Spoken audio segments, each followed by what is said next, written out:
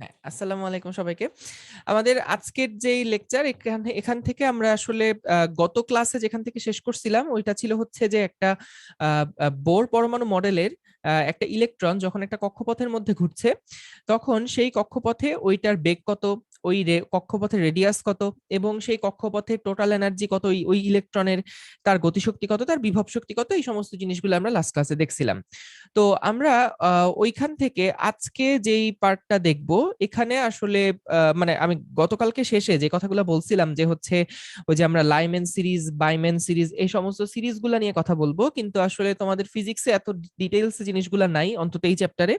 যেহেতু তোমরা এগুলো কেমিস্ট্রিতে পড়েই আসছো এবং এগুলো আমাদের এই চ্যাপ্টারের সামনের জিনিসগুলো জানতেও আসলে অতটা ফার্দার নলেজ লাগবে না, এই কারণে আমরা হচ্ছে ওই টপিকগুলো এখন স্কিপ করব, যে হচ্ছে ওই যে লাইম্যান সিরিজ, তারপর হচ্ছে ওই যে আমাদের প্যাশ্চেন সিরিজ, ফুন সিরিজ, এই যে সিরিজগুলো ছিল, তারপরে হচ্ছে ওই যে লাইটের যে তোমার শোষণের যে বিষয়গুলো আছে, যে হলো আমাদের যে যে লাইন স্পেকট্রামের কথা বলছিলাম, বা হচ্ছে আমাদের ডিসক্রিট স্পেকট্রাম যেটার কথা বলছিলাম, বা ওই যে বিচ্ছিন্ন যে আলোক ছটাগুলা দেখা যায় সেগুলা কেন দেখা যায়, এই সমস্ত ডিটেইল জিনিসগুলো যেহেতু কেমিস্ট্রিতে আছে এবং আমাদের এখানেও ফার্দার যে চ্যাপ্টার যে টপিকগুলো আছে ওগুলো পড়তে গুলো লাগবে না, এই কারণে ওগুলো স্কিপ করছি। বইতে থাকলে ডেফিনেটলি দেখানো হইতো, কিন্তু বইতে যতটুকু আছে ততটুকু আমি দেখলাম যে আমার কভার করা হয়েছে। তো জাস্ট এই একটা পার্ট আছে, এটা শেষ করেই আমরা হচ্ছে আমাদের আসল যেই তেজস্ক্রিয়তার পার্টটা এবং যেখান থেকে আসলে মেজরিটি প্রশ্ন আসে এবং যে পার্টটা সবচেয়ে বেশি গুরুত্বপূর্ণ ওইটাই আমরা হচ্ছে দেখব। তো তাহলে চলো আমরা হচ্ছে শুরু করি।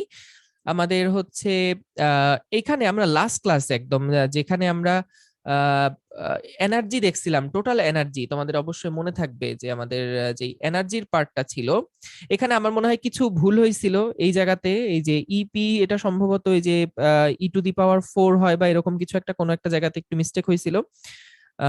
এটা একটু দেখো যে হলো কোন জায়গাতে জানি আমি একটু লিখতে হয়তো ভুল করছিলাম। যা হোক, তো এইখানে আমাদের আসলে যেটা নিয়ে কাজ সেটা হচ্ছে এই যে টোটাল এনার্জির যে পার্টটুকু, এটা নিয়ে হচ্ছে আমাদের কাজ। আচ্ছা আচ্ছা, এই যে এইখানে হচ্ছে টু দি পাওয়ার 4 হওয়ার কথা।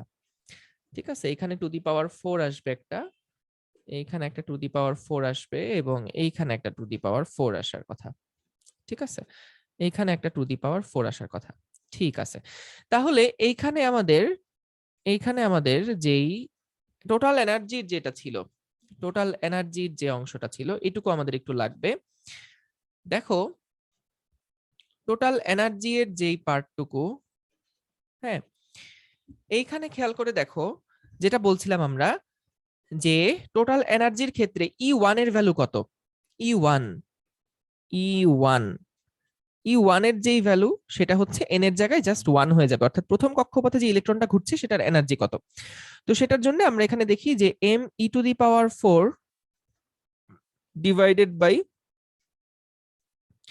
8h² ε0² এবং এখানে কিন্তু জাস্ট n এর ভ্যালু 1 হয়ে যাওয়ার কারণে এই 1² হয়ে যাচ্ছে।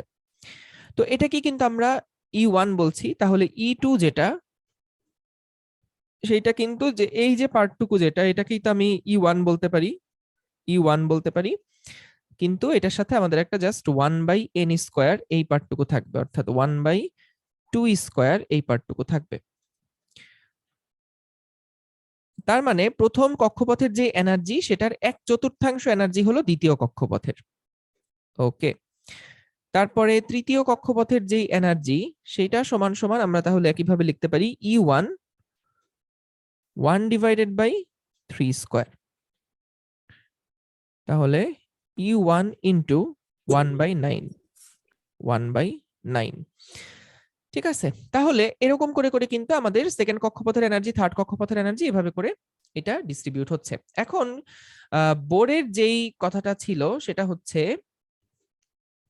যে একটা কক্ষপথ থেকে ইলেকট্রনগুলো যখন আরেকটা কক্ষপথে যাবে, একটা কক্ষপথ থেকে ইলেকট্রনগুলো যখন আরেকটা কক্ষপথে যাবে, মনে করো এটা হচ্ছে আমাদের বিভিন্ন রকম কক্ষপথ, এটা হচ্ছে আমাদের বিভিন্ন রকম কক্ষপথ। ঠিক আছে, তো মনে করলাম এটা হলো আমাদের E1, প্রথম যেই কক্ষপথটা, এটা হচ্ছে আমাদের 1 নাম্বার কক্ষপথ, এটা হচ্ছে সেই K শেল, এটা হচ্ছে সেই L শেল, এটা হচ্ছে সেই M শেল। তো যখন একটা ইলেকট্রন, এই কথাগুলো তোমরা জানো, এগুলো নিয়ে আমি খুব বেশি সময় এখন কাটাবো না, যে কে থেকে যখন সে এলে যাবে তখন কিন্তু তাকে হায়ার এনার্জি গেইন করতে হবে। কেন হায়ার এনার্জির কথা বলছি ভাই? এখানে তো E1টা 1/4, তাহলে তো সেকেন্ডটার এনার্জি, সেকেন্ড শেলের এনার্জি তো কম হওয়ার কথা। থার্ড শেলের এনার্জি তো 1/9, তাহলে তো থার্ড শেলের এনার্জিটা আরো কম হওয়ার কথা। কিন্তু না, দেখো সামনে কিন্তু একটা মাইনাস আছে, এর সামনে একটা মাইনাস আছে। তার মানে এইখানে কিন্তু প্রথমটার যে ভ্যালু, সেটার ভ্যালু যদি হয় ধরো -8, তাহলে প্রথমটার এনার্জি যদি হয় -8, দ্বিতীয় শেলের এনার্জি কিন্তু এটার মানে 4/1 তার মানে -8 এর 4/1 মানে হচ্ছে -2। তার মানে অবশ্যই প্রথম শেলের যে এনার্জি সেটা কিন্তু দেখো -2, দ্বিতীয় শেলের এনার্জি, প্রথম শেলের এনার্জি -8, দ্বিতীয় শেলেরটা -2, তার মানে দ্বিতীয় শেলের এনার্জি কিন্তু অবশ্যই বেশি। কারণ মাইনাস যত থাকবে তার মানে তত বেশি সে হচ্ছে ওই নিউক্লিয়াসের কাছে ও হয়ে আছে, বা নিউক্লিয়াসের কাছে ঋণী হয়ে আছে। তার মানে যত বেশি তার এনার্জি দেওয়া হচ্ছে, তত কিন্তু সে -2 থেকে আস্তে আস্তে 0 হবে, এবং তারপরে সে নিজে একটা পজিটিভ এনার্জি গেইন করবে।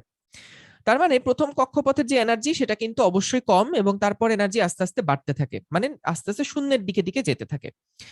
তো এইখানে আমাদের যদি এখানে যে ইলেকট্রনটা ঘুরছে প্রথম কক্ষপথে, সেখান থেকে আমি যদি চাই এটাকে দ্বিতীয় কক্ষপথে নিয়ে যেতে, তাহলে কিন্তু তাকে কিছু একটা এনার্জি রিসিভ করতে হবে। কারণ কে শেলের এনার্জি কম, এল শেলের এনার্জি কিন্তু বেশি। তাহলে কে তে যেই ইলেকট্রনটা আছে তাকে কিন্তু কিছু পরিমাণ এনার্জি গ্রহণ করেই পরে এল এ গিয়ে শিফট হতে হবে, এল এ লাফ দিতে হবে। আর যদি সে এল থেকে কে তে আসতে চায়, তখন তাকে কিছু পরিমাণ এনার্জি কিন্তু বিকিরণ করতে হবে। তো আমাদের প্ল্যাঙ্কের একটা সূত্র আছে, সেটা হচ্ছে এরকম যে কোন একটা তরঙ্গের যে এনার্জি সেটা ডিপেন্ড করে তার কম্পাঙ্কের উপরে। এই মিউকে কম্পাঙ্ক দিয়ে প্রকাশ করা হচ্ছে, কম্পাঙ্ককে মিউ দিয়ে প্রকাশ করা হচ্ছে। এবং এটা এভাবে করে বলা হয় যে যে ওয়েভগুলো আসছে সেগুলো তো ওই যে কণা তত্ত্ব হিসেবে যখন চিন্তা করে, তখন ওগুলো যে প্যাকেট এনার্জি হিসেবে থাকে। যাই হোক, এই সমস্ত জিনিসগুলো আমরা হচ্ছে 8 নাম্বার চ্যাপ্টার যখন দেখবো তখন ওগুলো আর একটু ভালোভাবে দেখা যাবে। তো ইজ প্রপোর্শনাল টু নিউ বা কম্পাঙ্ক, এটার মানে হচ্ছে দেখো effect is proportional to cause, অর্থাৎ কোন একটা ওয়েভের কম্পাঙ্ক যত বাড়বে তত কিন্তু তার এনার্জি লেভেল তত বাড়বে। তো এখান থেকে আমরা যেটা লিখতে পারি সেটা হচ্ছে একটা কনস্ট্যান্ট যেটা আসে, ই ইজ ইকুয়ালস টু একটা এইচ দিয়ে একটা কনস্ট্যান্ট আসে, এটাকে আমরা সে প্ল্যাঙ্কস কনস্ট্যান্ট কিন্তু বলতাম। এই এইচটাকে আমরা বলতাম প্ল্যাঙ্কস কনস্ট্যান্ট, প্ল্যাঙ্কস কনস্ট্যান্ট। এখন কথা হলো, যখন আমাদের এই ইলেকট্রনটা এল থেকে কে শেলে আসবে, তখন কিন্তু কে তে যতখানি এনার্জি তার দরকার, এল এ যতখানি এনার্জি তার দরকার ছিল, কে তে তার কম এনার্জি লাগে। তাহলে বাকি এনার্জিটুকু কিন্তু সে দেখা যাবে যে বিকিরণ করে দিবে, বাকি এনার্জিটুকু সে কিন্তু বিকিরণ করে দিবে। তাহলে কতটুকু এনার্জি সে বিকিরণ করবে, এই বিকিরিত এনার্জির যে পরিমাণটা সেটা কিন্তু ডিপেন্ড করবে আমাদের ওই এল এ যত এনার্জি ছিল মাইনাস কে তে যত এনার্জি দরকার, এইটুকু পরিমাণ এনার্জি কিন্তু সে বিকিরিত করে দিবে। ঠিক আছে, এতটুকু এনার্জি সে হচ্ছে বিকিরণ করে দিবে। তো আমরা নর্মালি এটাকে জেনারেলাইজড কেসে বোঝানোর জন্য এভাবে করে প্রকাশ করি যে কে এল এম এরকম তো শেল নাম্বার দেই না, আমরা N1 দেই, মানে N1 কে আমরা কে বলি, তারপরে N2 যেটা সেটাকে আমরা এল বলি, এভাবে করে করে কিন্তু আমরা চলছি। তার মানে সেক্ষেত্রে ডেল্টা ই যেটা, যখন আমাদের এই ইলেকট্রনটা একটা ঊর্ধ্ব শক্তি স্তর থেকে নিম্ন শক্তি স্তরে নেমে আসবে, উপরের শক্তি স্তর থেকে যখন এটা নিচের শক্তি স্তরে নেমে আসবে, তখন তাকে কিছু পরিমাণ এনার্জি কিন্তু ছেড়ে দিতে হবে। তাহলে যতটুকু এনার্জি ছেড়ে দিতে হবে সেইটুকু হচ্ছে এই EN2, N2 তে যতটুকু এনার্জি তার লাগতো মাইনাস EN1, অর্থাৎ N1 এ যতটুকু এনার্জি লাগে এই বাকিটুকু এনার্জি কিন্তু তাকে ছেড়ে দেওয়া লাগছে। তাহলে এখন যদি আমরা এটাকে এই ফরম্যাটের মধ্যে বসাই, তাহলে কি দাঁড়ায়? ডেল্টা ই সমান সমান, ডেল্টা ই সমান সমান এখান থেকে লেখা যায় যে minus m e⁴ divided by 8h² epsilon naught square. দেখো এইটুকু পার্ট কিন্তু কমন নেওয়া যাবে, এইটুকু দুইটার মধ্যেই থাকবে, তো এইটুকু পার্টকে কমন নেওয়া যাবে। আর বাকি অংশে লেখা যাবে 1/n2² মাইনাস 1/n1²। ঠিক আছে, আচ্ছা 1 মিনিট একটু। ঠিক আছে, তাহলে 1/n2² মাইনাস 1/n1², এইটা হচ্ছে আমাদের কিন্তু সেই ডেল্টা ই কতটুকু এনার্জি সে হচ্ছে বিকিরণ করবে বা রেডিয়েট করবে। রেডিয়েশন মানে হচ্ছে বিকিরণ করা। তাহলে কতটুকু এনার্জি সে বিকিরণ করবে, এটাই হচ্ছে ওটার ফর্মুলা। তো আমি যদি মাইনাসটাকে এখন সরায় ফেলি, মাইনাসটাকে যদি আমি এখানে থেকে সরায় ফেলি, তাহলে কি করা যাবে? ভিতরে কিন্তু আমার একটা চেঞ্জ আনতে হবে, অর্থাৎ তখন ফর্মুলাটা দাঁড়াবে এরকম, m e⁴ divided by 8h square epsilon naught square 1/n1 square minus 1/n2 square. আচ্ছা, এরকম দেখা যাবে। তো এখান থেকে আসলে আমরা আরেকটা ফর্মুলাতেও নিয়ে আসতে পারি, যেমন এখানে যেটা বলা হয়েছিল is equals to H new, যে কোনো ধরনের রেডিয়েশনকে আমরা এইচ নিউ আকারে লিখতে পারি। তো সেই ক্ষেত্রে আমরা এখানে যে পরিমাণ এনার্জি বিকিরিত হয়ে গেল, এখানে তো ডেল্টা ই পরিমাণ এনার্জি বিকিরিত হয়ে গেল, তাহলে এই ডেল্টা ই সমান সমান আমরা লিখতে পারবো এইচ মিউ। এইচ মিউ, তাহলে এই এইচ মিউ সমান সমানই যেহেতু এটা লেখা যাবে, তো আমরা পরের পেজে চলে যাই, একটু পরের পেজে একটু চলে যাই, যে এইখান থেকে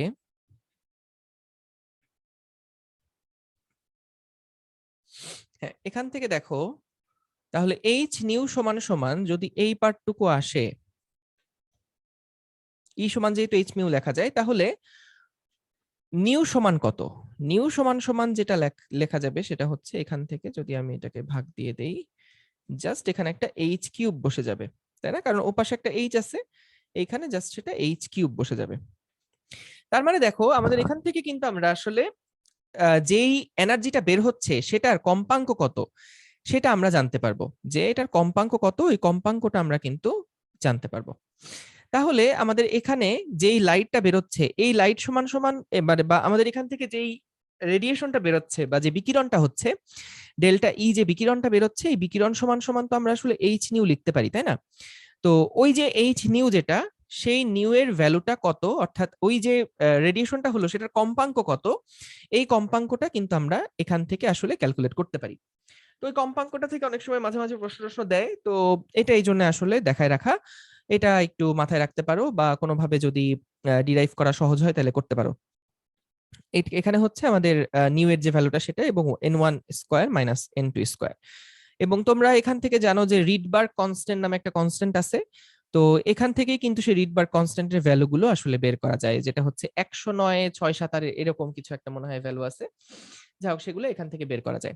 তো এই ছিল আমাদের হচ্ছে বোর পরমাণু মডেল, এবং পরমাণু মডেলগুলো আসলে কিভাবে করে ডেভেলপ হয়ে আসলো, এবং শেষ পর্যন্ত বোরে গিয়ে আমরা যে এখনো তো স্থিতিশীল অবস্থায় নাই, এটাও পরে চেঞ্জ হয়, যেগুলো তোমরা হায়ার ক্লাসে গেলে দেখবা।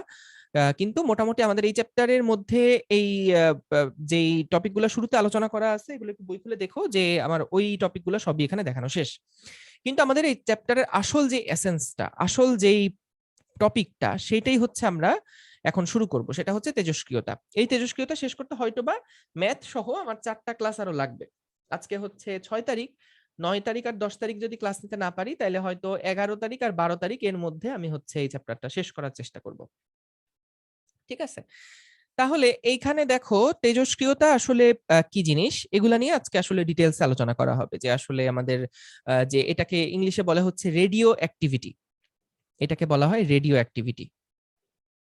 রেডিও অ্যাক্টিভিটি, আচ্ছা, এটা কি আস্তে আস্তে আমরা এই ডিটেলসে যাব, যে আসলে তেজস্ক্রিয়তা কি জিনিস। দেখো, তেজস্ক্রিয়তা মানে হচ্ছে আসলে নিউক্লিয়াসের ক্ষয় বা নিউক্লিয়াসের ভাঙন।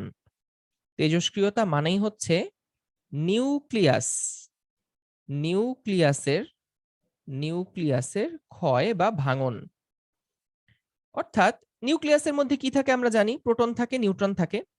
তো এই প্রোটন নিউট্রন গুলো দেখা যায় যে হচ্ছে কোনো একটা কারণে, আমি বলবো সবকিছু, কোনো একটা কারণে তারা অস্থিতিশীল হয়ে যায়, এবং তারা স্থিতিশীলতা অর্জন করার জন্য সেই নিউক্লিয়াসটাকে ভেঙে ফেলার চেষ্টা করে, ভেঙে নতুন একটা ফরম্যাটে আনার চেষ্টা করে, যেই ফরম্যাটে আসলে তারা স্থিতিশীল থাকতে পারবে। তো ওই যে স্থিতিশীল থাকার জন্য তারা ওই অস্থিতিশীল অবস্থা থেকে স্থিতিশীল অবস্থায় আসার জন্য দেখা যায় বিকিরণ করে, বা তারা হচ্ছে আলফা, বিটা, গামা এই ধরনের রে গুলা তারা হচ্ছে এমিট করে, নিঃসরণ করে। তো এই ঘটনাটাকেই আমরা বলি হচ্ছে নিউক্লিয়াসের ভাঙন বা তেজস্ক্রিয়তা, ইংলিশে যেটাকে বলছি রেডিও অ্যাক্টিভিটি। তো টোটাল প্রায়, তাহলে কি হলো জিনিসটা, রেডিও অ্যাক্টিভিটি তাহলে কোনটা, যে অনেক প্রকার নিউক্লিয়াস আছে যারা খুব অস্থিতিশীল, এবং তারা স্থিতিশীলতা অর্জন করতে চায়। কে না স্থিতিশীলতা অর্জন করতে চায়? সবাই স্থিতিশীল হতে চায়। তাহলে অস্থিতিশীল অবস্থা থেকে যখন একটা নিউক্লিয়াস স্থিতিশীল হতে চায়, তখন সে ওই নিউক্লিয়াসের ভাঙন ঘটায়, এবং ভাঙন ঘটায় এমন একটা ফরমেশনে সে আসতে চায় যাতে করে সে স্থিতিশীল থাকতে পারে। তো এই যে নিউক্লিয়াসের সে ভাঙন ঘটালো, এটা কি কিসের মাধ্যমে ঘটায়? নিউক্লিয়াস থেকে আলফা রে, বিটা রে, গামা রে এইগুলা নিঃসরণ করার মাধ্যমে একটা নিউক্লিয়াস স্থিতিশীলতা অর্জন করে। তো যখন একটা নিউক্লিয়াস এরকম স্থিতিশীলতা অর্জন করলো, তার মানে কিন্তু তার নিউক্লিয়াসটা আসলে ভেঙে একটা নতুন ধরনের নিউক্লিয়াসে পরিণত হয়েছে, যার কারণেই সে হচ্ছে স্থিতিশীল হয়েছে। তো তেজস্ক্রিয়তা মেইনলি আসলে এই পার্টটা নিয়েই জড়িত। তো এখন আমরা জিনিসগুলো আস্তে আস্তে ডেপথে যাব, যে হচ্ছে এই অস্থিতিশীল নিউক্লিয়াস কোনগুলাকে বলা হচ্ছে, কেনই বা তারা ভিতরে অস্থিতিশীল, তারা স্থিতিশীলতা কিভাবে অর্জন করে, এবং কেনই বা তারা রে নিঃসরণ করে স্থিতিশীল হচ্ছে। যতটুকু আমার জানা আছে বা যতটুকু মোটামুটি তোমাদের বইতে আছে, তার থেকে বেশি ইনশাল্লাহ তোমরা জানতে পারবা। তো দেখো, এখানে প্রথম একটা ইনফরমেশন দেই, সেটা হচ্ছে প্রায় 1500 জানা নিউক্লিয়াসের মধ্যে 1240-এর মতো নিউক্লিয়াসে অস্থিতিশীল।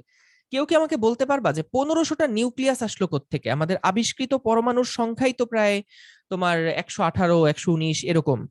তাইলে সেক্ষেত্রে 1500টা জানা নিউক্লিয়াস আসলো কিভাবে?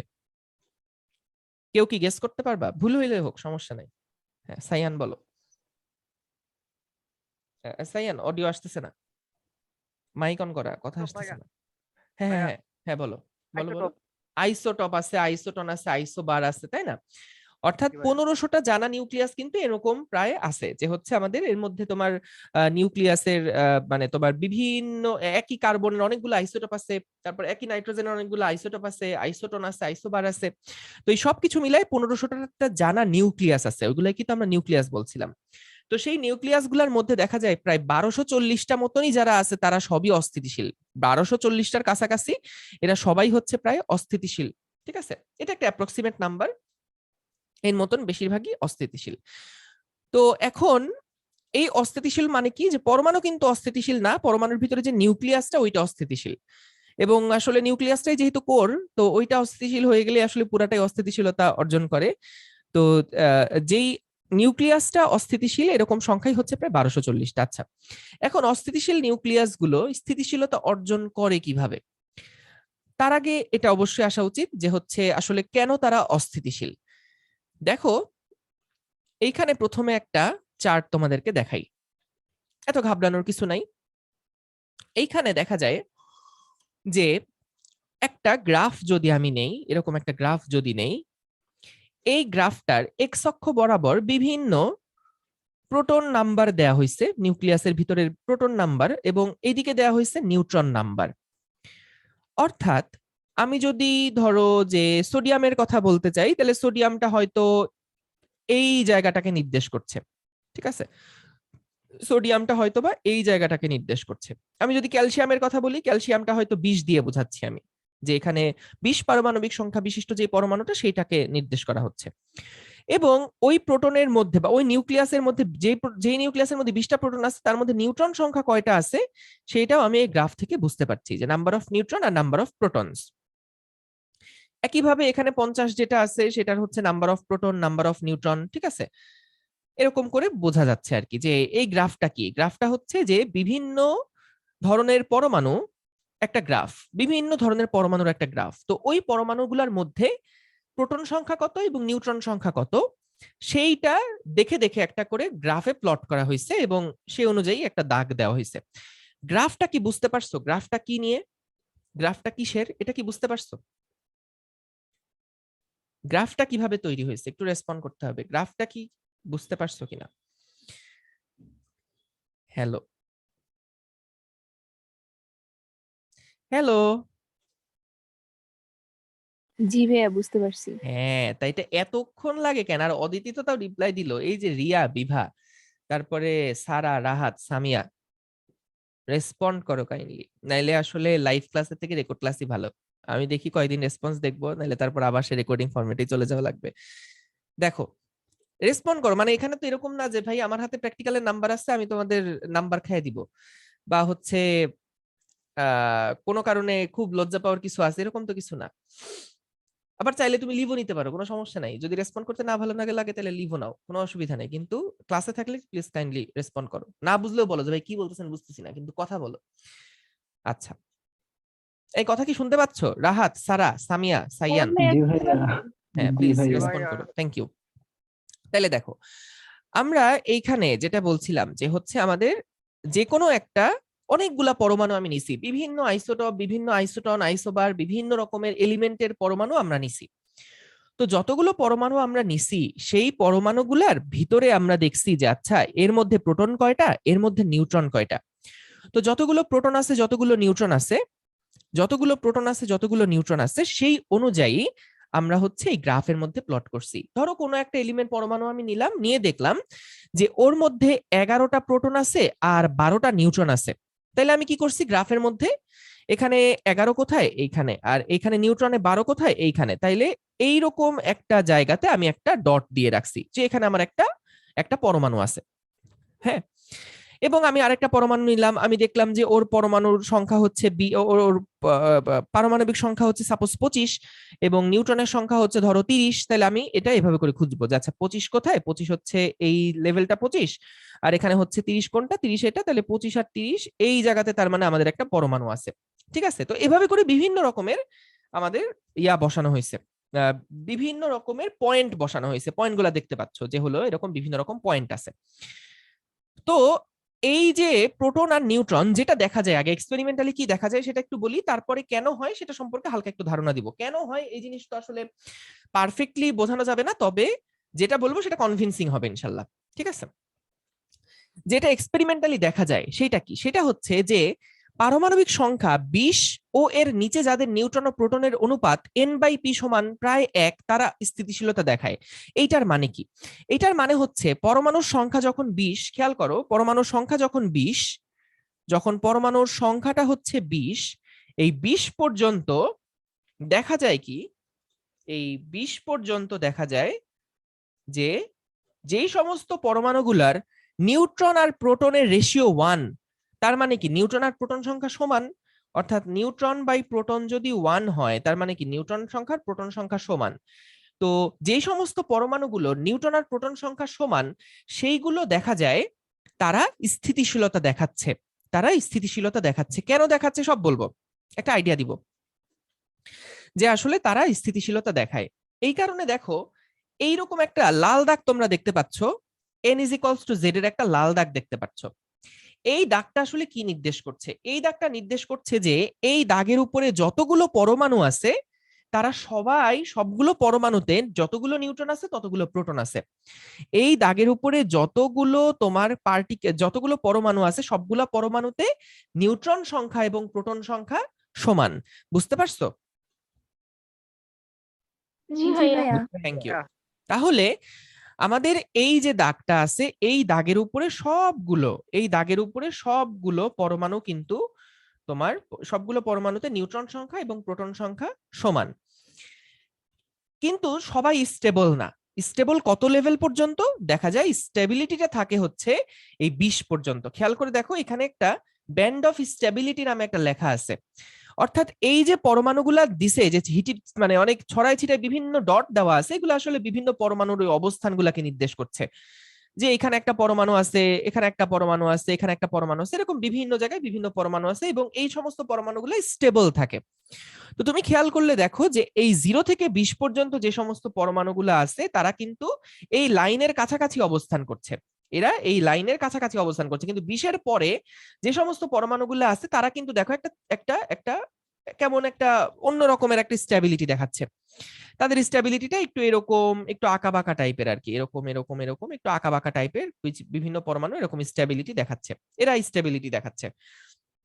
আচ্ছা, তারপরে বলছে যে তার মানে কি দেখলাম আমরা এখানে, এই গ্রাফটা কি বোঝাচ্ছে? গ্রাফটা বিভিন্ন পরমাণুকে নির্দেশ করছে এবং ওই পরমাণুগুলা স্থিতিশীল। এই যে যেই পরমাণুগুলাকে দেখাচ্ছে এই পরমাণুগুলা স্থিতিশীল এবং প্রায় এখানে 240টা বা 260টার মতন পরমাণুর সংখ্যা এখানে আছে। ঠিক আছে, আচ্ছা, তো কি বলছে? পারমাণবিক সংখ্যা 20-এর বেশি যে সমস্ত পরমাণুতে আছে, যে সমস্ত পরমাণুতে 20-এর বেশি সংখ্যক তোমার হচ্ছে প্রোটন আছে, বা হ্যাঁ, যে সমস্ত পরমাণুতে 20-এর বেশি সংখ্যক প্রোটন আছে, অর্থাৎ পারমাণবিক সংখ্যা যাদের 20-এর বেশি, ওই সমস্ত গুলাতে দেখা যায় যে তারাও স্থিতিশীলতা দেখায়, কিন্তু তাদের স্থিতিশীলতাটা এই রেঞ্জে থাকে, এই যে এইরকম রেঞ্জে থাকে। অর্থাৎ বলতো নিউট্রন সংখ্যা কি বেশি না কম? কি মনে হচ্ছে দেখে এই রেশিওটার মধ্যে? যদি বেশি ভাইয়া। বেশি, ভাই থ্যাংক ইউ। তাহলে এখানে কিন্তু, কারণ নিউট্রন বাই প্রোটন যদি 1/6 হয়, 1/6 হয়, তার মানে নিউট্রন কিন্তু is equals to 1.6 of proton, অর্থাৎ প্রোটনের যে সংখ্যা তার 1.6 টাইমস হচ্ছে নিউট্রন সংখ্যা। অর্থাৎ প্রোটন যদি থাকে 10টা, তাহলে নিউট্রন আছে 16টা। এইরকম অবস্থায় থাকলে নাকি তারা স্টেবিলিটি দেখাচ্ছে।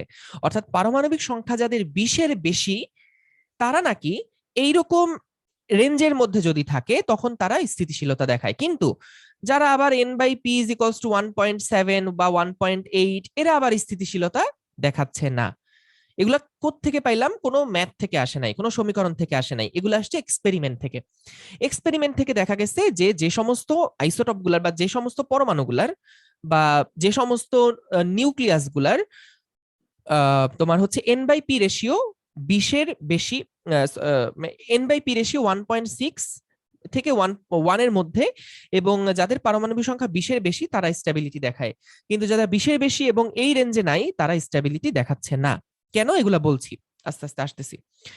আবার যেটা দেখা যায় যে হচ্ছে পারমাণবিক সংখ্যা 83-এর বেশি যে সমস্ত পরমাণুগুলো আছে সেগুলা কোনো স্থিতিশীল পরমাণুই পাওয়া যায় না। তুমি খেয়াল করে দেখো ভাইয়া, পুরো গ্রাফের যে রেঞ্জটা, সেটা যদি আমি একটু টান দেই তাহলে দেখো এটা কিন্তু এই যে 80 আর 90-এর মাঝখানে একটা পয়েন্টে এসে থেমে যাচ্ছে। তো এটা হচ্ছে 83 পর্যন্ত, আসলে এটা আসলে 83 এইরকম একটা রেঞ্জ থাকে। এইরকম রেঞ্জের মধ্যে দেখা যায় যে হচ্ছে পরমাণুগুলা, এর পরের আর কোনো পরমাণুই পাওয়া যায় না যারা স্থিতিশীলতা দেখায়। তার মানে গ্রাফের নীল যে অংশগুলো আছে এই পরমাণুগুলো সবাই কিন্তু ভাই স্থিতিশীল। ঠিক আছে, এরা সবাই স্থিতিশীল। আর 83 এর পরে আর কোনো স্থিতিশীল পরমাণু পাওয়া যায় না। 1 থেকে 20 পর্যন্ত যে সমস্ত পরমাণুগুলো আছে সেই সমস্ত পরমাণুগুলার যে সমস্ত নিউক্লিয়াস গুলা n/p রেশিও 1 তারা স্থিতিশীল। আর যে সমস্ত পরমাণুগুলার প্রোটন সংখ্যা 20-এর বেশি সেই সমস্ত পরমাণুগুলার যেসব নিউক্লিয়াস এর n/p রেশিও 1 থেকে 1.6 এর মধ্যে থাকে তারা হচ্ছে স্টেবিলিটি দেখায়। কিন্তু খেয়াল করো, কিন্তু কারা তাহলে অস্থিতিশীলতা দেখাবে? তারাই অস্থিতিশীলতা দেখাবে যারা হয়তো এই জায়গাতে আছে, বা যারা হয়তো এইরকম পজিশনে আছে, বা যারা এরকম পজিশনে আছে। যারা এরকম বিভিন্ন পজিশনে আছে তারা কিন্তু অস্থিতিশীলতা দেখাবে। এই যে আমার যে পিঙ্ক কালারের যেই পরমাণুগুলো আছে তারা কিন্তু অস্থিতিশীলতা দেখাবে, কারণ তারা ওই ব্যান্ডের মধ্যে নাই। ওই যে স্ট্যাবিলিটি যেই ব্যান্ড, সেই ব্যান্ডের মধ্যে তারা নাই। কেন বলতো এরা অস্থিতিশীলতা দেখাচ্ছে এক্সপেরিমেন্টাল ভ্যালুতে? কারণ দেখা গেছে যে এদের ভ্যালুটা ওই 1.6 এর থেকে বেশি, আর এদের ভ্যালুটা ওই 1 এর থেকে কম বা 1 এর সমান। ঠিক আছে, তো এই কারণে যেটা দেখা যায় যে হচ্ছে এরা অস্থিতিশীলতা দেখাচ্ছে, আর বাকিরা যারা এই ব্যান্ডের মধ্যে আছে, ব্লু ব্যান্ডের মধ্যে আছে, তারা স্টেবিলিটি দেখাচ্ছে। কিন্তু যারা এইরকম রেঞ্জে আছে, বলতো এই স্টেবিলিটি ব্যান্ড যেটা, সেই স্টেবিলিটি ব্যান্ডের উপরে আমি যে সমস্ত পরমাণুগুলা নির্দেশ করছি, এই পরমাণুগুলাতে কার সংখ্যা বেশি? এন এর সংখ্যা বেশি না পি এর সংখ্যা বেশি? সমানও হতে পারে অথবা এন বেশি। আবার চিন্তা করো, এইখানে ও যেই পরমাণুগুলো আছে, এই যে যেগুলা দাগ দিচ্ছি, এইগুলাতে প্রোটনের সংখ্যা বেশি না নিউট্রনের সংখ্যা বেশি? ভাইয়া নিউট্রনের। কেন নিউট্রন নিউট্রনের বেশি। সংখ্যা বেশি? কারণ আমাদের অনুপাত এই যে বেশি। দাগটা, এই দাগটাই কার সমান? এই দাগটার উপরে যতগুলা পরমাণু তাদের সবার উপরে কিন্তু নিউট্রন আর প্রোটনের সংখ্যা সমান। দেখো n = z দেওয়া আছে, নিউট্রন সংখ্যা পারমাণবিক সংখ্যা সমান দেওয়া আছে। তাহলে উপরে যারা থাকবে, এই যে এই উপরে যারা আছে, এই ব্যান্ডের মধ্যেও যারা আছে, তাদের সবাই কি, এদের সবাই কি, সবার মধ্যে কিন্তু নিউট্রন সংখ্যা বেশি, প্রোটন সংখ্যা কম তুলনামূলক। এটা কি বুঝতে পারছো? যেমন আমি যদি এইরকম একটা দাগ নেই, এই দাগটা খেয়াল করো, দেখো এখানে প্রোটন সংখ্যা 30 আর 40-এর মাঝে, কিন্তু এখানে নিউট্রন সংখ্যা কত? 70-এর কাছাকাছি। তুমি এইখানে একটা ভ্যালু নাও, এখানে 50-এর একটু বেশি, কিন্তু এখানে তোমার নিউট্রন সংখ্যা 70-এর কাছাকাছি। তার মানে এই দাগের উপরে, কিন্তু এই দাগের উপরে যে কোনো একটা ইয়া নাও, এই দাগের উপরে যে কোনো একটা পরমাণু নাও, দেখো এটা 60 আর 70-এর মাঝখানে, এটাও হচ্ছে প্রায় 60 আর 70-এর মাঝখানে হবে, যদি আমি ঠিকভাবে এটা নিতে পারতাম আর কি। যদি আমি ঠিকভাবে এটা নিতে পারতাম, হ্যাঁ দেখো 60 আর 70-এর ঠিক মাঝামাঝি। তাহলে এই দাগের বাইরে যারা আছে তারা কেউই নিউট্রন প্রোটন সংখ্যা সমান না। তাহলে উপরে যারা আছে, এর উপরে যারা আছে, এই যে উপরে যারা আছে, তাদের সবার মধ্যেই কিন্তু নিউট্রন সংখ্যা বেশি, প্রোটন সংখ্যা কম। আর এর নিচে যারা আছে তাদের কি অবস্থা বলতো? এই দাগের নিচে যারা আছে তাদের কি অবস্থা? নিউট্রন সংখ্যা কম, কম প্রোটন হবে। সংখ্যা বেশি। Very good.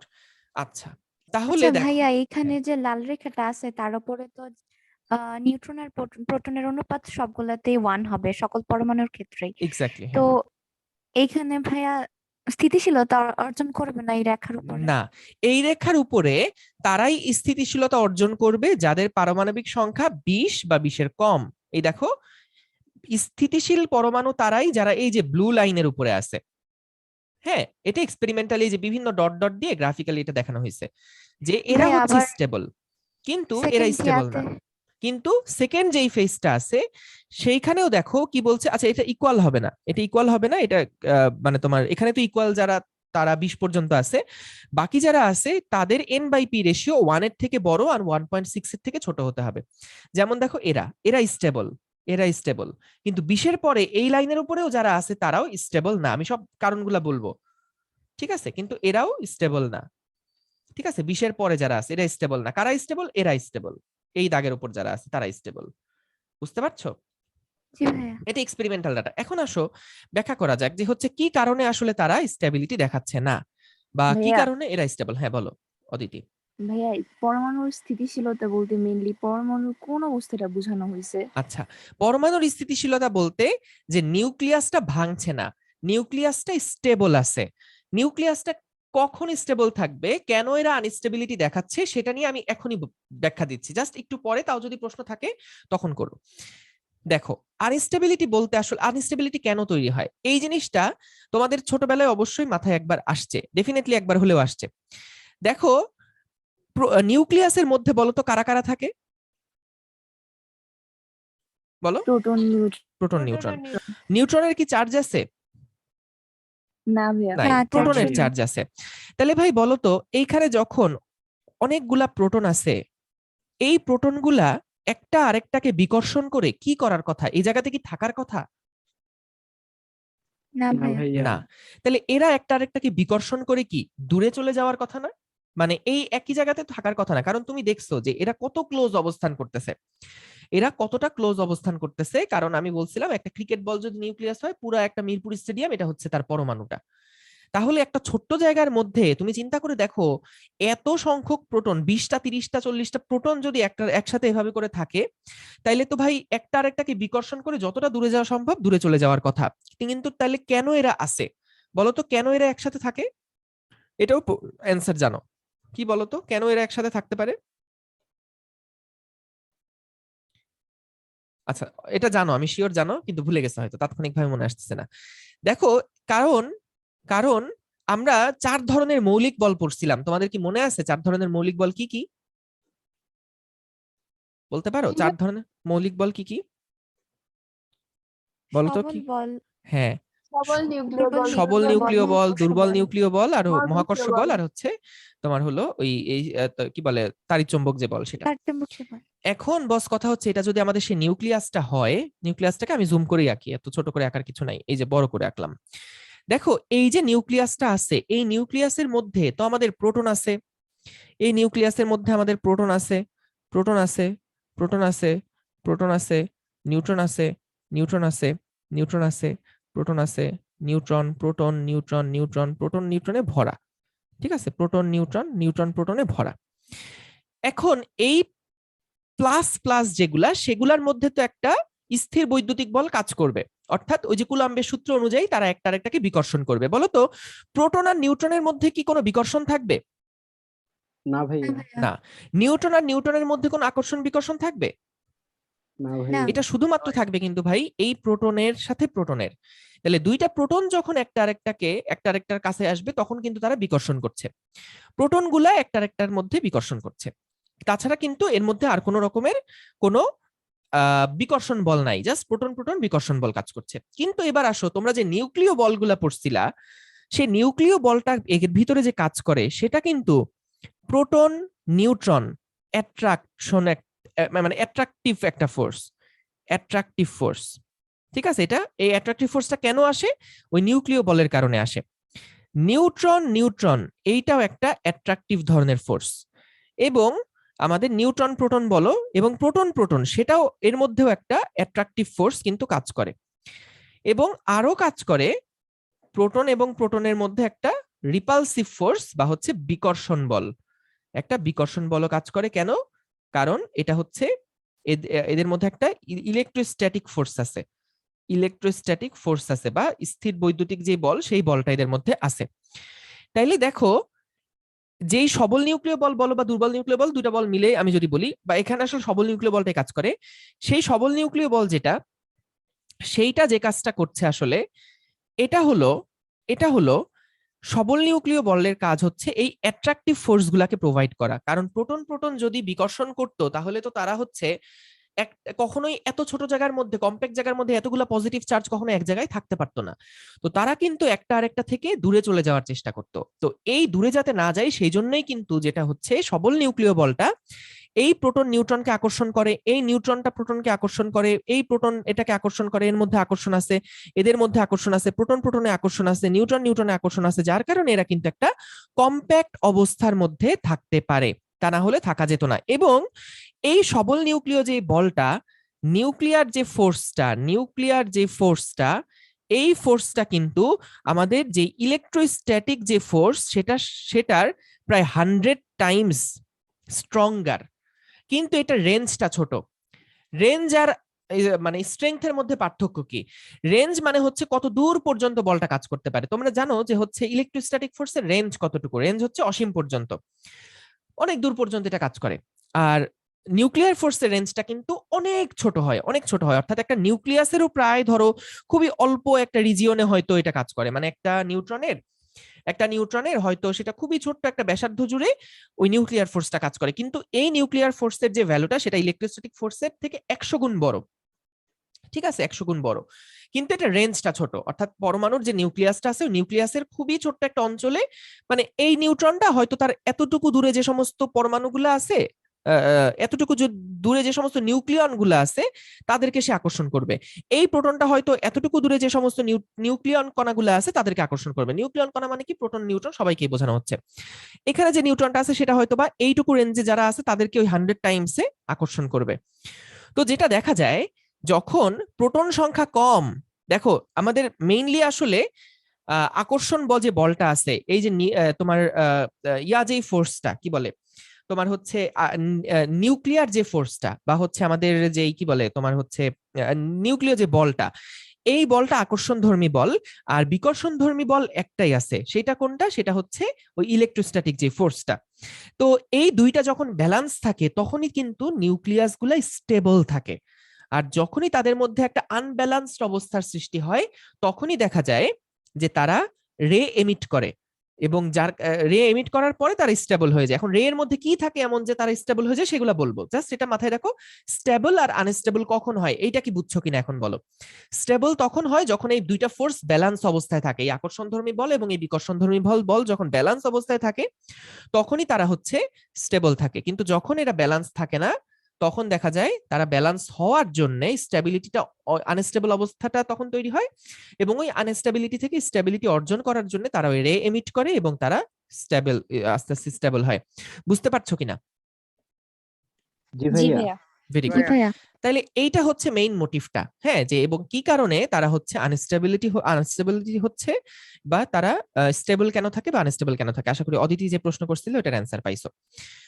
তো এখন দেখো এইটাই যেটা হয় যে হচ্ছে পারমাণবিক সংখ্যা 20 এর নিচে যাদের আছে তাদের নিউট্রন এবং প্রোটন অনুপাত এত হইলে তারা স্থিতিশীলতা দেখাচ্ছে।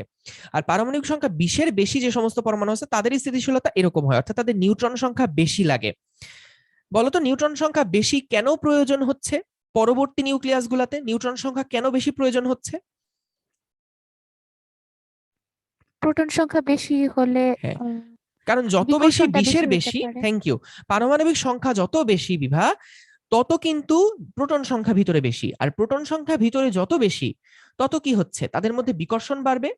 আর বিকর্ষণটা বাড়ানোর জন্য আমি যদি আরো প্রোটন দিয়ে দেই ভিতরে তাহলে তো আর হইল না।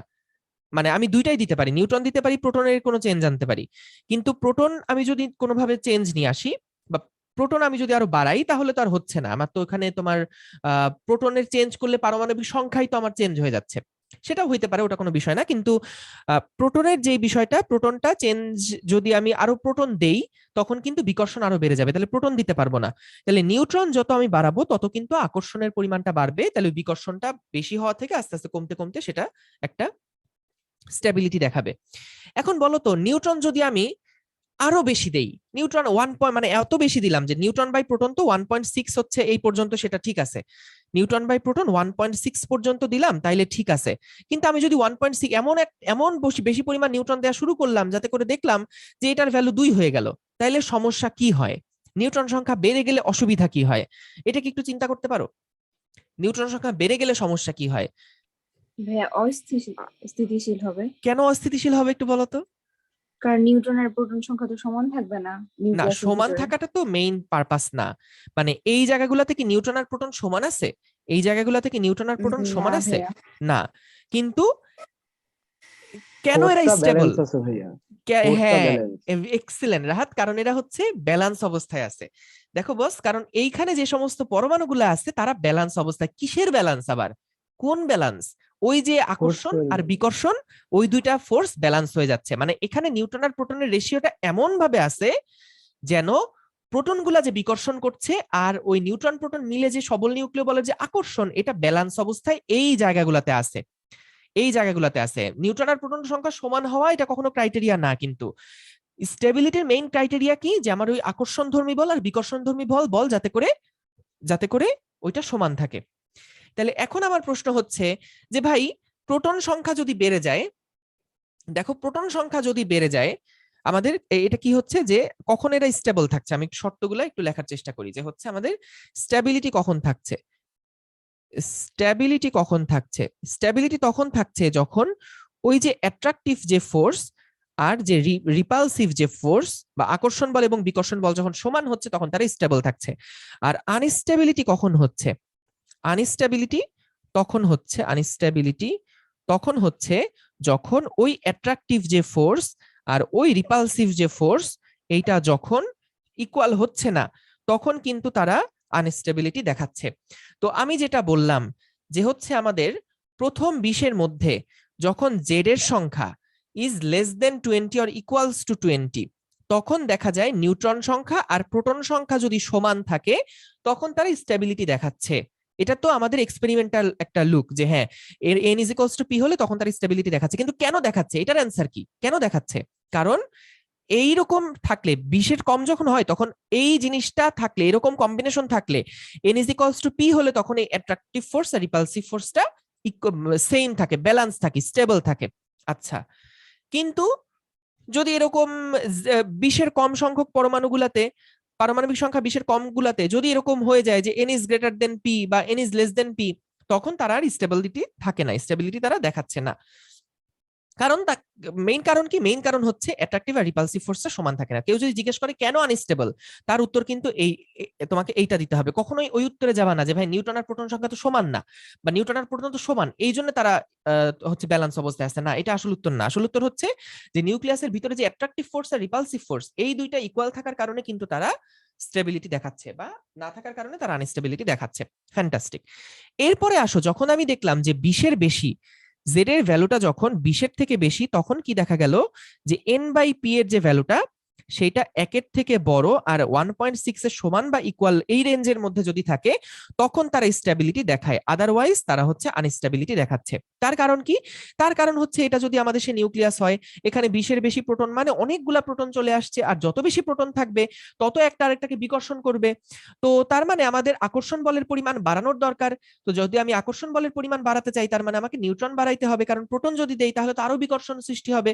কিন্তু যত নিউট্রন দিব, নিউট্রনের যেহেতু চার্জ নাই, তাই তারা ইলেকট্রোস্ট্যাটিক যে অ্যাট্রাকটিভ ফোর্স সেটাতে কোনো কন্ট্রিবিউশন রাখবে না, বরং ইলেকট্রোস্ট্যাটিক যে রিপালসিভ ফোর্স সেটাতে কোনো কন্ট্রিবিউশন রাখবে না, বরং তারা অ্যাট্রাকশনে বেশি মনোযোগ দিবে। তাহলে তখন দেখা যাবে যে হচ্ছে নিউট্রন বেশি বাড়ানোর কারণে রেশিওটা যখন এইরকম একটা রেঞ্জে চলে আসবে, নিউট্রন সংখ্যা বাড়ানোর কারণে, তখন দেখা যাবে যে আমাদের এই অ্যাট্রাকটিভ ফোর্স আর রিপালসিভ ফোর্স সমান হয়ে যাবে। কারণ মানে যখন 20 থেকে বেশি, তখন মনে করো দুইটা মানে আমাদের 25টা প্রোটন আছে, 25টা নিউট্রন আছে, কিন্তু 25টা প্রোটন এদের তো রেঞ্জ অনেক বড়, যেহেতু এরা ওই ইলেকট্রোস্ট্যাটিক ফোর্স, এদের রেঞ্জ অনেক বড়, তাই একটাকে বিকর্ষণ করে, এত বেশি বিকর্ষণ করে যে ওইটা আনস্টেবল অবস্থায় থেকে যায়। তো স্টেবিলিটি অর্জন করার জন্য নিউট্রন গুলাকে দিতে হয় যাতে করে ওইগুলাকে সে একটা জায়গার মধ্যে ধরে রাখতে পারে। ওই তোমার ওই পরমাণুটা বিকর্ষণ হয়ে যে ভেঙে যাচ্ছিল ওইটা থেকে যাতে করে এটাকে সে ধরে রাখতে পারে। তো এখন কথা হচ্ছে যে আমি তার মানে নিউট্রন যত দিচ্ছি তত তো এটা আস্তে আস্তে স্টেবল হচ্ছে। এটা কি বুঝতেছো কিনা যে হ্যাঁ নিউট্রন বাড়ালে স্টেবিলিটি বাড়ছে, এটা কি বুঝতেছো? কি ভাইয়া? জি হ্যাঁ। ভাইয়া। এখন আমার কথা হচ্ছে তাহলে ভাই আমি অনেক নিউট্রন দেই, অসংখ্য নিউট্রন দেই, তাতে সমস্যা কি হবে? তাতে কি কোনো তখন অসুবিধা তো আছে? আকর্ষণ বল ভাইয়া অতিরিক্ত বেড়ে যাবে। Exactly Rahat, brilliant brilliant. দেখো, কারণ তখন হচ্ছে যত আমি নিউট্রন দিব, ভাই আপনি তো আগে রিপালসিভ যে ফোর্স ছিল, রিপালসিভ যে ফোর্স ছিল, হ্যাঁ মানে বিকর্ষণ যে বলটা ছিল, সেই বিকর্ষণ বল আগে অনেক বেশি ছিল, অ্যাট্রাকশন ফোর্সটা ছিল কম। তো আপনি কি করলেন, এইটাকে বাড়ানোর জন্য, অ্যাট্রাকটিভ ফোর্সকে বাড়ানোর জন্য নিউট্রন দিলেন, নিউট্রন দিয়ে এটা ব্যালেন্স হইলো, ঠিক আছে। কিন্তু এরপর যদি আরো বেশি আপনি নিউট্রন বাড়াইতে থাকেন, তখন তো দেখা যাবে ওই নিউক্লিয়াসটা তখন সংকুচিত হওয়ার চেষ্টা করবে, মানে ওইখানেও কিন্তু সে আনস্টেবিলিটি দেখাচ্ছে।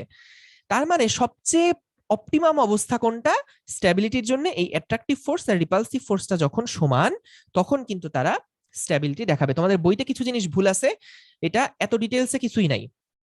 বইতে একটা জিনিস আছে, সেটা বলছে যে হলো যখন পারমাণবিক সংখ্যা 83 এর বেশি, 83 এর বেশি তখনই আনস্টেবিলিটি দেখা যায়, এবং তখনই তেজস্ক্রিয়তা দেখা যায়, কিন্তু আসলে এটা ট্রু না। যেটা দেখালাম, ওরা শুরু করছে, বইতে শুরু করছে 83 এর পরের কাহিনীগুলা নিয়ে।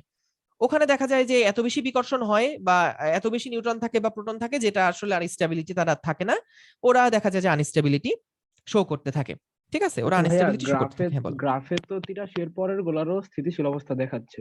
তো না ওই না অবস্থা না কি না না আনা না না না সম্ভব? না না না না না, কই দেখো, এই যে আমি যদি ওই যে যে দাগটা টানলাম, ব্লুটাতে। এই যে ব্লুটাতে দেখো, এটা তো নিউট্রন সংখ্যা দেখো না, প্রোটন সংখ্যা দেখো, ও পারমাণবিক আচ্ছা সংখ্যা। আচ্ছা। ঠিক আছে, পারমাণবিক সংখ্যা যখন বুঝেছি। 83 এর কম, এটা দাগ বাঁকানো হয়ে গেছে, তখন দেখা যায় যে এগুলা হচ্ছে তোমার মানে এর পরের গুলা আর অস্থিতিশীলতা, মানে ওইগুলা হচ্ছে তোমার, ওগুলার স্থিতিশীলতা দেখায় না, ওগুলো অস্থিতিশীল। বইতে জাস্ট এই কথাটাই বলা আছে। কিন্তু ভিতরে গুলাও যে কেন হয়, কিভাবে হয়, আশা করি এটা ক্লিয়ার একটা কনসেপ্ট পাইছো যে হ্যাঁ কেন হচ্ছে। তো নিউক্লিয়াস গুলা দেখা যায় এই কারণে তোমার অস্থিতিশীলতা দেখায়, এবং নিউট্রন বা প্রোটনের একটা কম্বিনেশন, পার্টিকুলার কম্বিনেশন হলেই তারা হচ্ছে স্টেবিলিটি শো করে। কিন্তু মেইন রিজন হচ্ছে আমাদের এই স্টেবিলিটি এবং আনস্টেবিলিটি। এখন তাহলে তোমাদেরকে আমি একটা ধাঁধার মধ্যে ফেলি, আসো বলতো উপরে যেই পরমাণুটা আছে, এইটা কি স্টেবল না আনস্টেবল? আনস্টেবল। কেন? আনস্টেবল। নিউট্রন নিউট্রন সংখ্যা বেশি বেশি। হয়ে গেছে। না, এইগুলা এখন বললো না, কারণ ও হচ্ছে মানে তারা বলটা আকর্ষণ বল ব্যালেন্স অবস্থায় নাই। বেশি। ব্যালেন্স অবস্থায় নাই। সহজ উত্তর হচ্ছে যে ভাই এরা তো স্টেবিলিটি ব্যান্ডের উপরে তো আপনি কোনো পয়েন্ট নেননি, আপনি তো এই পয়েন্টের কথা বলেন নাই। এই পয়েন্টের উপরে সবগুলাই কি, তারা ব্যালেন্সড। কিন্তু এর বাইরে যারা, তারা সবাই কি আনব্যালেন্সড। এখানে যদি থাকে, এখানে যদি থাকে, এখানে যদি থাকে, এরা সবাই কি অবস্থায় আছে? এরা আনব্যালেন্সড অবস্থায় আছে। তাহলে এটা কেন আনস্টেবল? কারণ এরা বলটা ব্যালেন্স অবস্থায় নাই। নাই। গুড, বল ব্যালেন্স অবস্থায় নাই, প্লাস কি, প্লাস হচ্ছে এরা স্টেবিলিটি কার্ভের উপরে আমি কোনো পয়েন্ট নেই নাই। ঠিক আছে, আচ্ছা এইটা কি ব্যালেন্স না আনব্যালেন্স? আনব্যালেন্স। কেন? এখানে কি বল স্টেবিলিটি নাই। ব্যালেন্স কারণ অবস্থায় এখানেও, নাই আর হ্যাঁ ওই কার্ভের ভিতরে নাই। কার্ভের ভিতরে নাই। Excellent, very good very good. এখন তাইলে চিন্তা করো, বলো তো এইখানে যে আছে তার কি বেশি, যে এই জায়গাতে আছে তার কি প্রোটন বেশি না নিউট্রন বেশি? দেখি তো।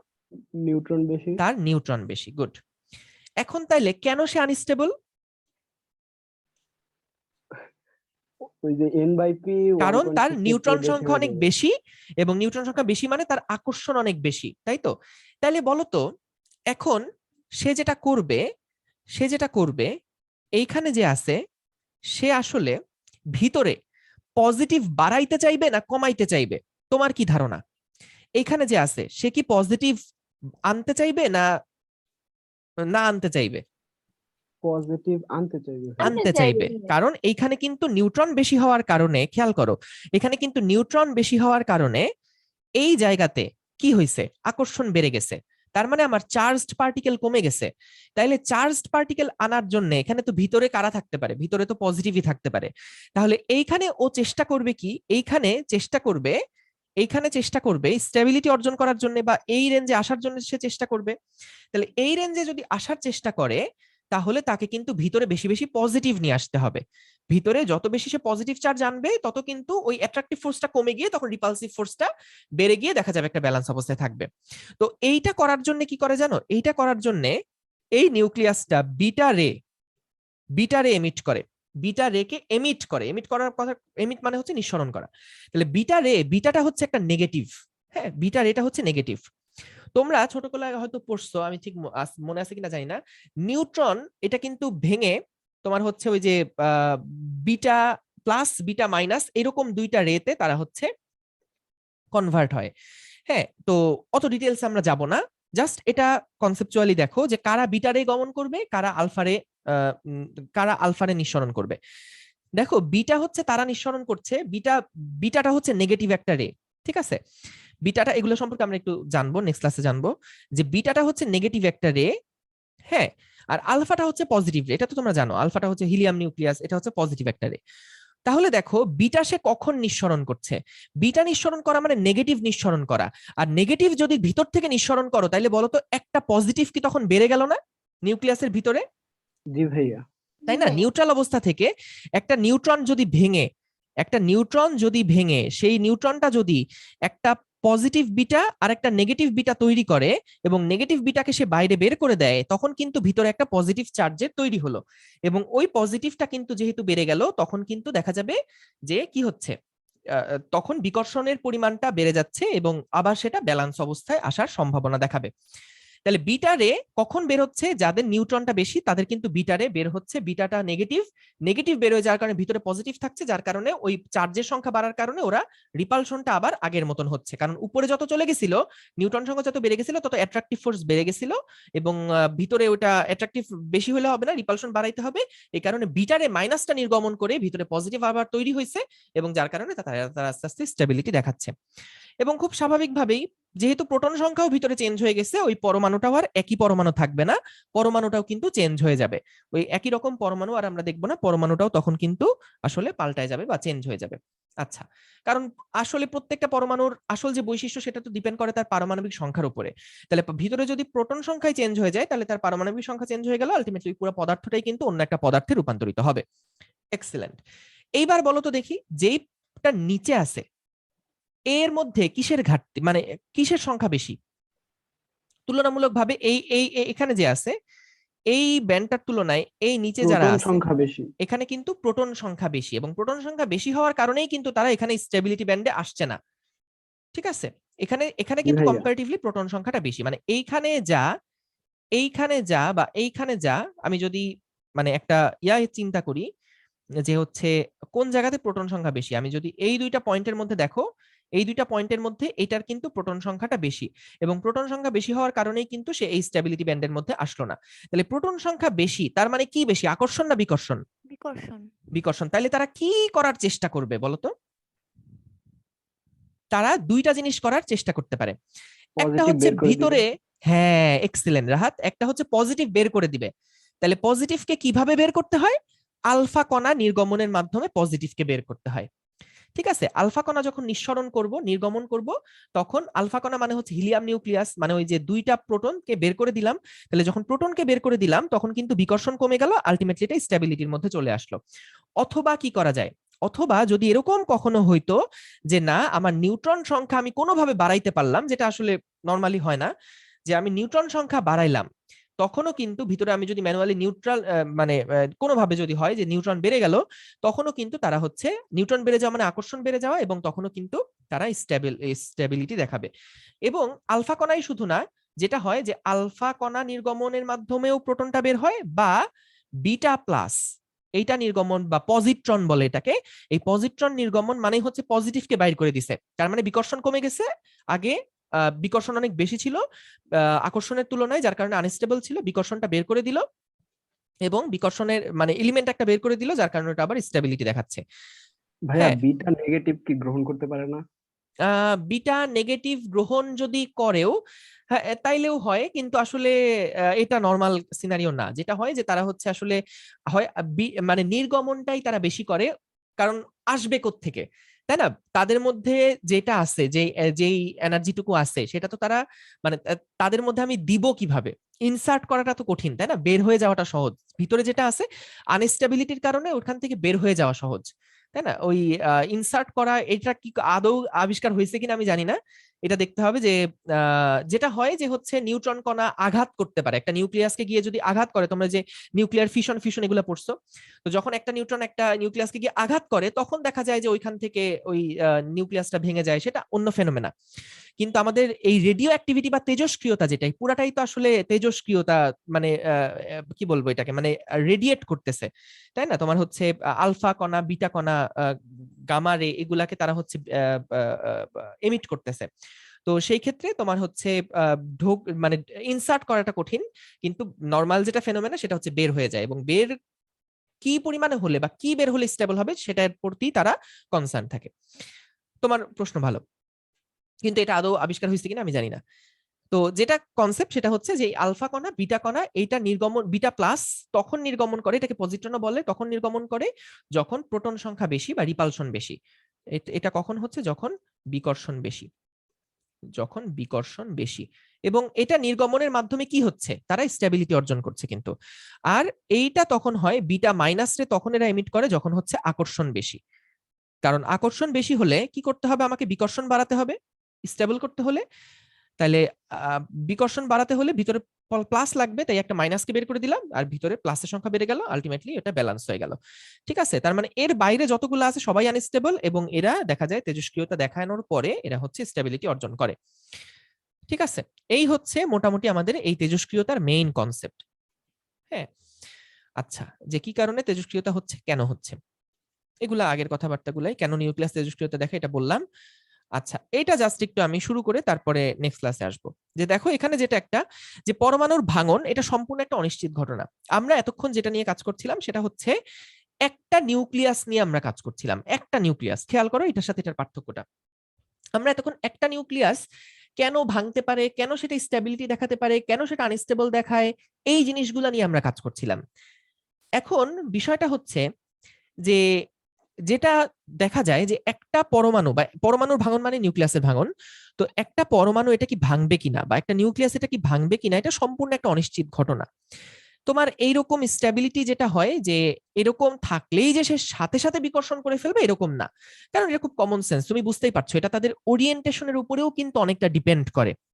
কারণ যদি এরকম হয়, তুমি তো দেখে বুঝতেছো যে হচ্ছে ভাই নিউট্রন নিউট্রন কাছাকাছি আছে, এরা একটা আরেকটাকে আকর্ষণ করছে, কিন্তু যদি তাদের মধ্যে একটা ভিন্ন ওরিয়েন্টেশন থাকে সামহাও, তখন কিন্তু দেখা যাবে যে তারা হয়তো এইরকম বাইরে থেকেও তারা কিছুটা স্টেবিলিটি দেখাচ্ছে, কিন্তু সবসময় যে সারা জীবন যে তারা স্টেবল থাকবে বিষয়টা এরকমও না।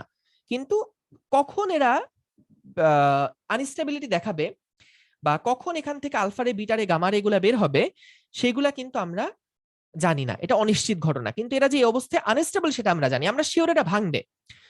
এই অবস্থায় থাকলে তার স্টেবল থাকার কথা না, কিন্তু কখন এটা ওই আলফারে, বিটারে গমন করে আবার স্টেবিলিটি অর্জন করবে এটা আমরা শিওর না। ঠিক আছে, তার মানে এইটা কিন্তু আমরা সবই স্ট্যাটিস্টিক্যাল ভিউ, আমরা এটা পরিসংখ্যানে এভাবে করে দেখছি যে হচ্ছে যে আমাদের এরকম থাকলে তারা স্টেবিলিটি দেখাচ্ছে, এরকম থাকলে স্টেবিলিটি দেখাচ্ছে, এবং এটা ট্রু, এটা নিয়ে কোনো সমস্যা নাই। কিন্তু এইরকম থাকলে যে তারা আনস্টেবল, এটাও আমরা ট্রু, এটাও সত্যি, কোনো সমস্যা নেই। কিন্তু এটা এরকম বিষয়টা না যে আনস্টেবল হওয়ার সাথে সাথে সে স্টেবিলিটি দেখাচ্ছে, এরকম না। যেটা হয় যে হচ্ছে আমাদের কিন্তু এই neutron neutron, proton proton, proton neutron, এদের ওরিয়েন্টেশনটা কেমন সেইটার উপরে বেস করেই তো আমার আকর্ষণ বিকর্ষণটা ডিপেন্ড করছে। প্রোটন প্রোটন অনেক দূরে থাকলে তাদের মধ্যে বিকর্ষণ কম হবে, অনেক কাছে থাকলে তাদের মধ্যে বিকর্ষণ অনেক তীব্র হবে। তো এরকম তাদের ওরিয়েন্টেশনটা কেমন ভিতরে, তারা কিভাবে বসে আছে ওই নিউক্লিয়াসের ভিতরে, এটার উপরে কিন্তু ডিপেন্ড করবে। তাহলে যদি ওইটার উপরে ডিপেন্ড করে, তাহলে কিন্তু কোন সময় তারা ওই আলফা বিটা গামা রে নিঃসরণ করবে, অর্থাৎ তেজস্ক্রিয়তা শো করবে, এটা কিন্তু আমরা শিওর না, কিন্তু তারা যে একটা সময় করবেই এটা আমরা শিওর।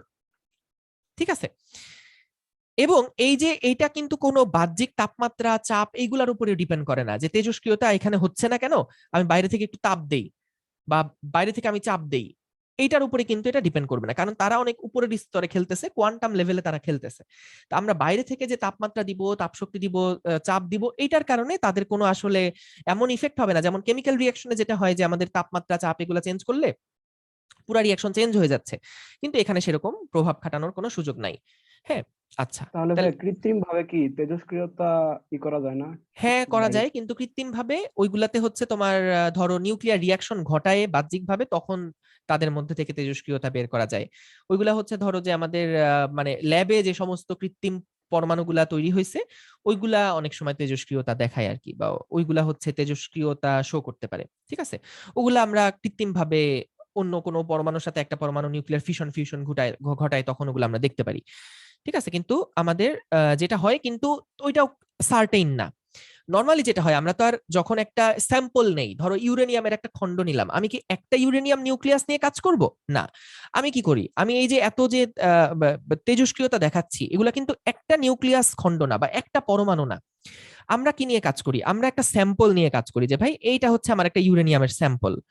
এই স্যাম্পলের মধ্যে অনেক সংখ্যক ইউরেনিয়ামের পরমাণু আছে, এবং অনেক সংখ্যক ইউরেনিয়ামের পরমাণুর মধ্যে এরা সবাই তো আসলে আনস্টেবল, কিন্তু একই সাথে তারা আলফা বিটা গামা রে মানে এমিট করে না। আচ্ছা, গামা রেটা কখন, এটা বলতে ভুলে যাচ্ছি বারবার। বিটা রে নির্গমন করলেও গামা রে নির্গমন হয়, আলফা রে নির্গমন করলেও গামা রে নির্গমন হয়। এটা কমন, এটা যে কোনো একটা নিঃসরণ হইলে তার সাথে গামা রে নির্গমন হয়। এটা আমাদের এত ডিটেলস জানা দরকার নেই, কোনো ম্যাথেও ভাবে লাগে না, জাস্ট জেনে রাখো গামা রে সবসময় আসলে নির্গমন হয়, কিন্তু হয় আলফা সাথে গামা অথবা বিটা মাইনাসের সাথে গামা। আচ্ছা, এখন যেটা বলছিলাম যে হচ্ছে আমাদের এই যে ইউরেনিয়ামের যে খণ্ডটা বা স্যাম্পলটা, এখানে অসংখ্য অসংখ্য নিউক্লিয়াস আছে। তো এই নিউক্লিয়াসের যে কোনো একটা পার্টিকুলার পরমাণু এইটা কখন আলফা এইটা তেজস্ক্রিয়তা দেখাবে সেটা আমরা জানি না, কিন্তু আমরা এটা জানি ও আসলে ওই অবস্থায় আনস্টেবল। মানে ধরো আমরা আনস্টেবল থাকলে তো সাথে সাথে স্টেবিলিটি পাই না, তাই না? যে তুমি বুঝতেছো যে হচ্ছে তোমার সামনে কলেজের পরীক্ষা আছে, কোচিং এর পরীক্ষা আছে, এই জায়গা পরীক্ষা আছে, ওই জায়গা পরীক্ষা, তুমি অনেক আনস্টেবল।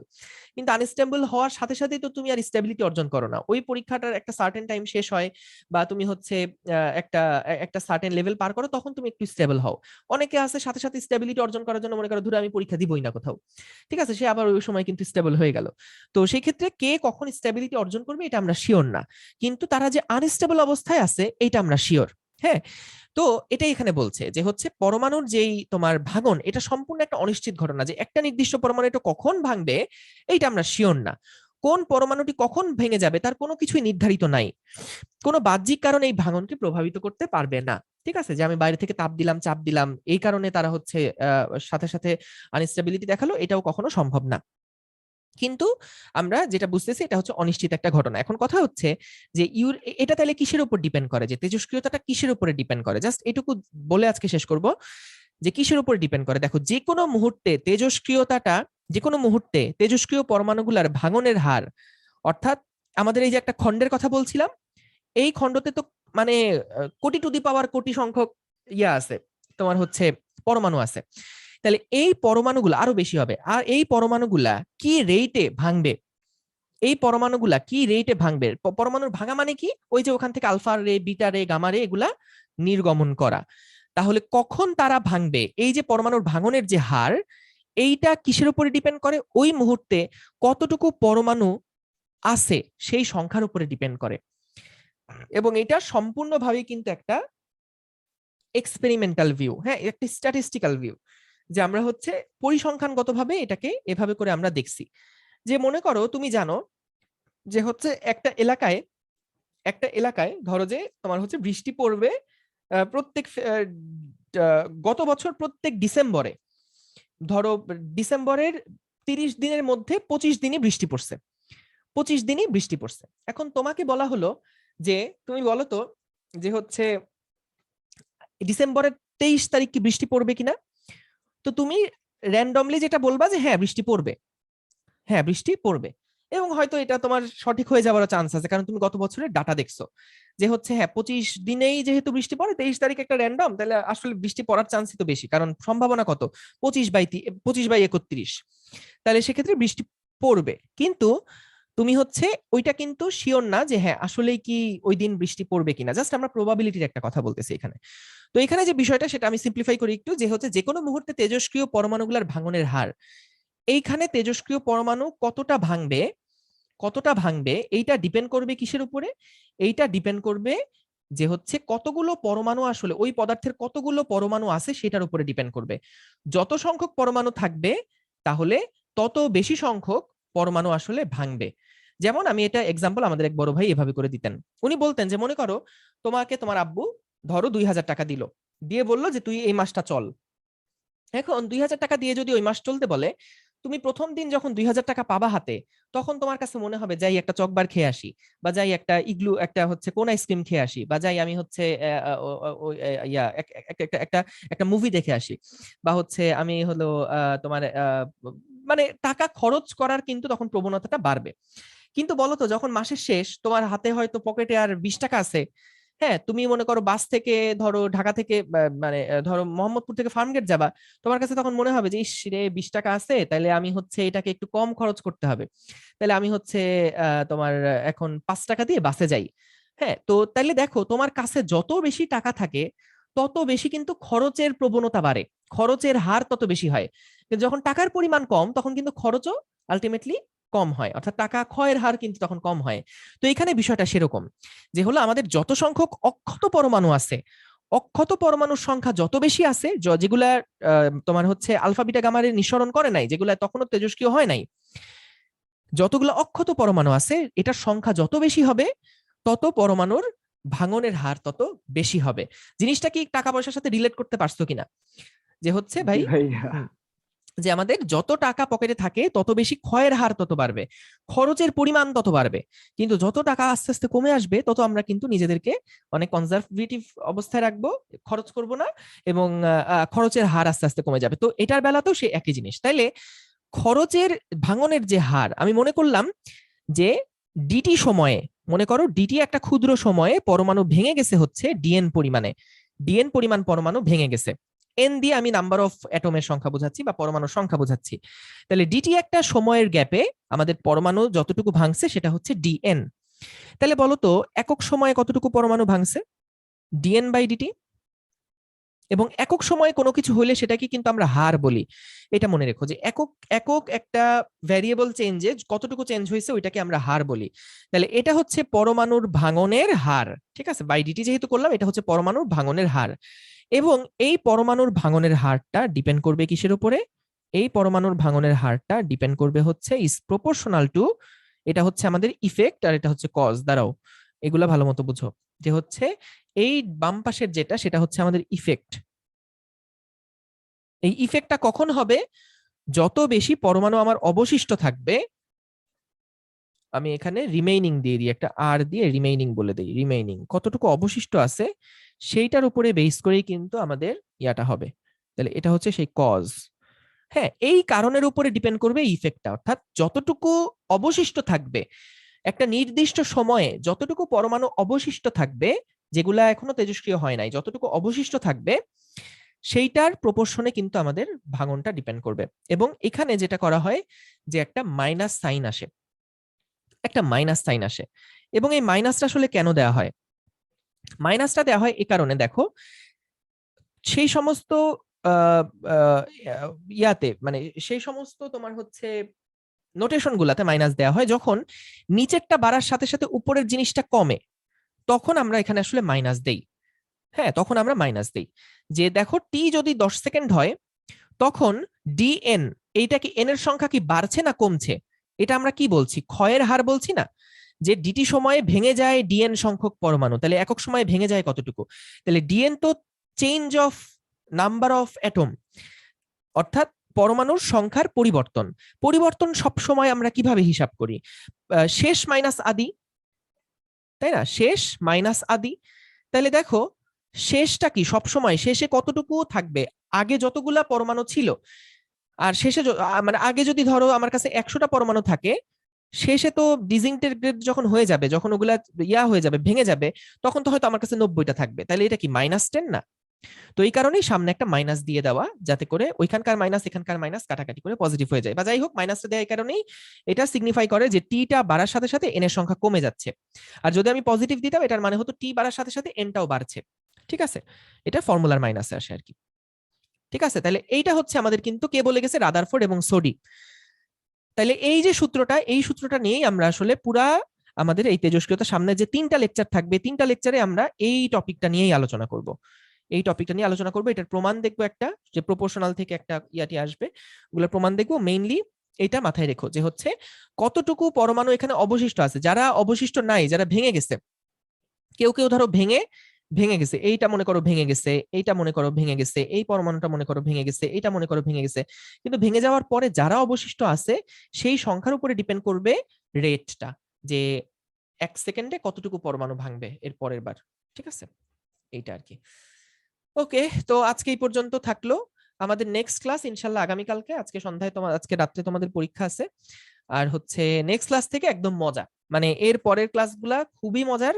তোমার হচ্ছে মানে আজকের থেকে আসলে মজার ক্লাসগুলো শুরু হয়েছে। আর আগেরগুলোও মজার ছিল, কিন্তু ওগুলো তো কেমিস্ট্রিতেই পড়ছো।